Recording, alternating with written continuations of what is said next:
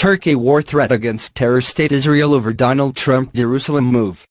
President Recep Tayyip Erdogan launched a hard-hitting attack on the country and demanded Washington reverse last week's controversial move. Addressing a summit of Muslim leaders in Istanbul, Mr. Erdogan described the developments as a reward for Israeli terror acts and said the city was a red line. And he described Washington's move as a reward for Israeli actions including occupation, settlement construction, land seizure and disproportionate violence and murder. He raged, "Israel is an occupying state. Israel is a terror state." Mr. Erdogan went on, "I invite all countries supporting international law to recognize Jerusalem as the occupied capital of Palestine." He was joined by leaders and ministers from 50 Muslim countries, including Palestinian President Mahmoud Abbas, who branded Mr. Trump's decision the greatest crime.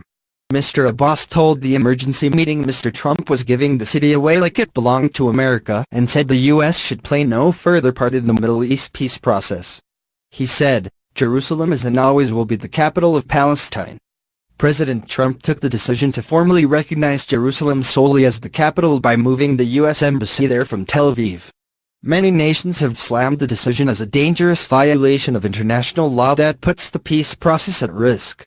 However, Israeli Prime Minister Benjamin Netanyahu has applauded the declaration and said Washington had an irreplaceable part to play in the region.